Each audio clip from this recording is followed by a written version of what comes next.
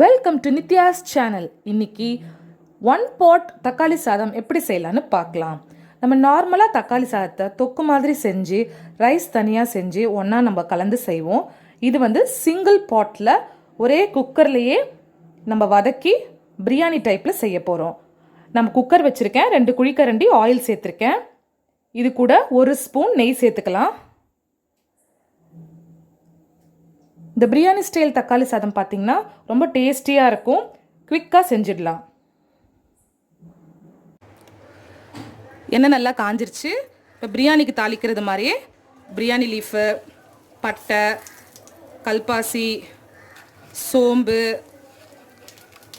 லவங்கம், மராட்டி மொக்கு, ஒரு ஸ்டார் அனஸ் எல்லாம் சேர்த்து தாளிச்சிக்கலாம். நல்லா பொரியுது. மசாலா ஐட்டம்லாம் நல்லா பொரிஞ்சிருச்சு. இப்போது நீலவாக்கில் கட் பண்ணி வச்சுருந்த 2 ஆனியன் சேர்க்குறேன்.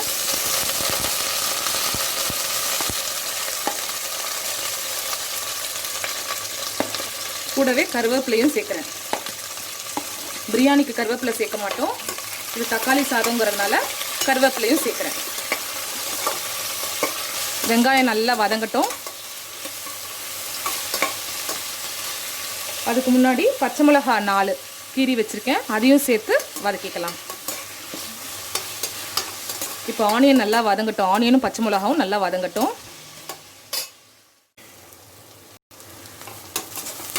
ஆனியன் வதங்கிடுச்சு. இப்போது தக்காளி சேர்த்துக்கலாம். ஒரு 5 தக்காளியை பொடியாக கட் பண்ணி வச்சுருக்கேன், அதை சேர்த்து நல்லா குழைய வதக்கலாம்.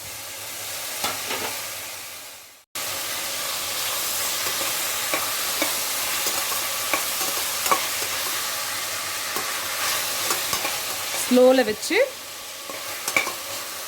நல்லா தக்காளி நல்லா குழைய ஆயில் நல்லா பிரிஞ்சு வர வரைக்கும் நம்ம வதக்கலாம்.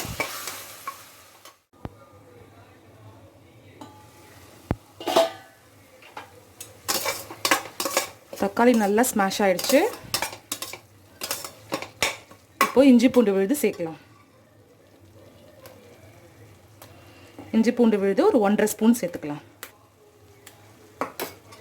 சேர்த்துட்டு அதோட பச்சை ஸ்மெல்லாம் போகிற வரைக்கும் நல்லா வதக்கிக்கலாம்.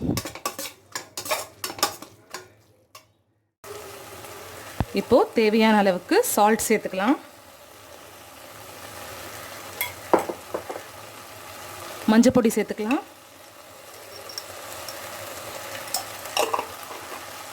காரத்துக்கு பச்சை மிளகா சேர்த்துருக்கோம், இருந்தாலும் ஒரு 1/2 ஸ்பூன் மிளகாய்த்தூள் சேர்த்துக்கலாம்.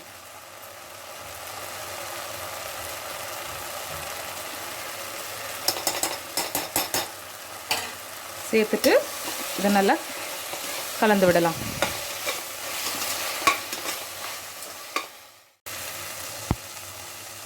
இப்போது அரிசிக்கு ஏற்ற தண்ணி சேர்த்துக்கலாம். நான் நார்மல் ரைஸ், சாப்பாட்டுக்கு வைக்கிற ரைஸ் தான் வச்சுருக்கேன். அதுக்கு நம்ம 1க்கு 2 தண்ணி சேர்த்துப்போம். அதே மாதிரி நான் 2 கிளாஸ் வச்சுருக்கேன், அதனால் 4 கிளாஸ் தண்ணி சேர்க்குறேன்.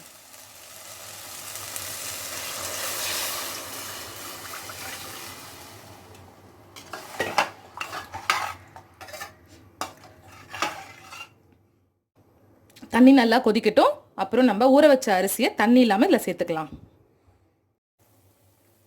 தண்ணி நல்லா கொதிக்குது. இப்போ அரிசியை போட்டுடலாம்.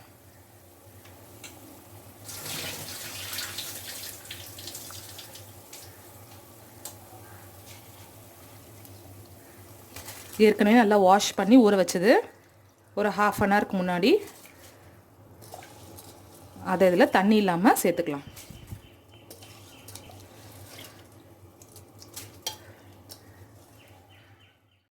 இப்போது இந்த ஸ்டேஜில் நம்ம மீல் மேக்கர் வேணும்னா கூட சுடு தண்ணியில் போட்டு அதை புழிஞ்சு இதில் சேர்த்துக்கலாம். நல்லா டேஸ்ட்டாக தான் இருக்கும். நான் இன்றைக்கி மீல் மேக்கர்லாம் சேர்க்காமல் வெறும் தக்காளி சாதமாக செஞ்சுருக்கேன். இந்த 1 பாட் தக்காளி சாதத்துக்கு ஆனியன் ரைத்தா சூப்பராக இருக்கும். இல்லைனா நம்ம வேக வச்ச முட்டையை வறுத்து சாப்பிட்டாலும் செமையாக இருக்கும். இல்லைனா நம்ம அப்பளம், வடாம், கஞ்சி வத்தல் அது மாதிரி ஏதாவது பொரித்து சாப்பிட்டாலும் செமையாக இருக்கும். இந்த மாதிரி அரிசியும் தண்ணியும் ஓரளவுக்கு ஒன்றானதுக்கப்புறமா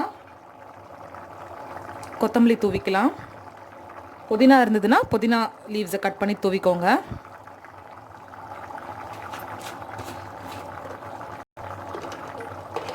ஒரு 1/2 ஸ்பூன் நெய் சேர்த்துக்கோங்க. திறக்கும் போது நல்ல மணமாக இருக்கும். சேர்த்துட்டு ஒரு கலரிட்டு குக்கரை மூடி விசில் வச்சுட்டுலாம். இப்போது குக்கர் மூடி போட்டு வெயிட் வச்சிடலாம். இது சீக்கிரத்துலேயே வெந்துடும். ஒரு விசில் இல்லை 2 விசில். தக்காளி சாதம் ரெடி ஆகிடுச்சு. 2 விசில் வச்சு நான் ஆஃப் பண்ணினேன். சத்தம் அடங்கிடுச்சு. இப்போது தக்காளி சாதம் எப்படி இருக்குன்னு பார்க்கலாம். வாவ், நல்ல மணமாக இருக்குது பாருங்கள். சூப்பராக இருக்குது, வெந்திருக்கு. நம்ம பசங்களுக்கு டிஃபன் பாக்ஸில் தக்காளி சாதம் கட்டி கொடுத்தோன்னா தக்காளி எல்லாம் எடுத்து போட்டு சாப்பிட்றதுக்கு ரொம்ப கஷ்டப்பட்டு தக்காளி சாதம்னாவே ஓடிடுறாங்க. இந்த மாதிரி குக்கரில் பிரியாணி ஸ்டைலில் 1 பாட்டில் நம்ம செஞ்சு கொடுத்தோன்னா தக்காளியில் நல்லா மசிஞ்சு இருக்கிறதுனால ஈஸியாக சாப்பிட்றாங்க. டேஸ்டியாகவும் இருக்குது. இதை நீங்களும் வீட்டில் செஞ்சு பாருங்கள். உங்கள் கமெண்ட்ஸை கமெண்ட் பாக்ஸில் ஷேர் பண்ணுங்கள். இந்த வீடியோ பிடிச்சிருந்தா லைக் பண்ணுங்கள், ஷேர் பண்ணுங்கள், கமெண்ட் பண்ணுங்கள். இது வரைக்கும் இந்த சேனலை சப்ஸ்கிரைப் பண்ணலன்னா சப்ஸ்கிரைப் பண்ணிக்கோங்க. கூடவே அந்த பெல் ஐக்கானையும் ப்ரெஸ் பண்ணுங்கள். அப்போ தான் நான் போடுற வீடியோஸ் எல்லாம் உங்களுக்கு நோட்டிஃபிகேஷன்ஸாக வரும். பாய்.